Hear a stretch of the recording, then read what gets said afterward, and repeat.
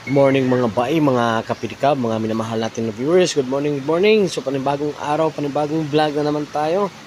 So itong video na to na nakikita nyo mga kapidikab ay siyempre natapos na nating hiwa-hiwain yung mga manok, no. So ito yung mga handa natin nung nakaraang birthday ni Lance Vincent alias Mindset. So ayan, no, nakikita nyo nakapagluto na si Sweet ng maha. So maaga niyang tinabaho yan yung maha. So bumili din ako ng saging mga kapitikaw para ihalo ko doon sa ano ng manok at saka doon sa mga bituka pa. So ito yung my birthday natin ngayon, si Boy Mindset, Lance Vincent. So siya yung may birthday na nag 8 years old na siya nung 27. Mga minamahal natin na viewers, mga kapidikab. So good morning. So ayan, dito rin nating anak na si King, pasayaw-sayaw lang.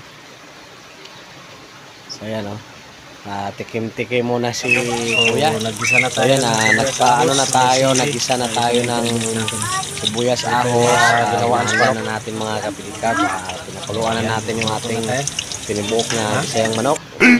So ayan, 15 minutes later. Isang iglap lang, nailagay na natin yung mga, ito yung mga paa, Sarsa.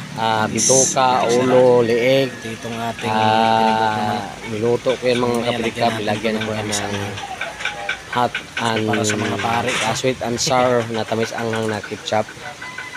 Ayan, tayo muna natin mga kapilika. Lumambot siya. Ayan, tingnan natin ulit yung ating niluto. So ito na yung naging resulta ng ating niluluto na patahe mga kapilika. So yan, sa mga pare yan mga kapilika, yung mga tropa natin, mga kapitbahay natin. So yan, nakita nyo yung tinubuok natin, kumukulo-kulo na. Nilagyan din natin yan ng saging na saba na hinog mga kapilika, yung tinubuok natin na bisayang manok.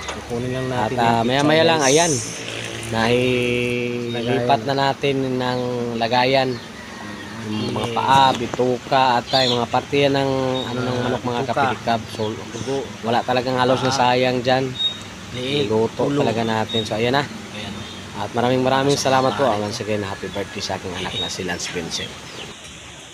What's up guys?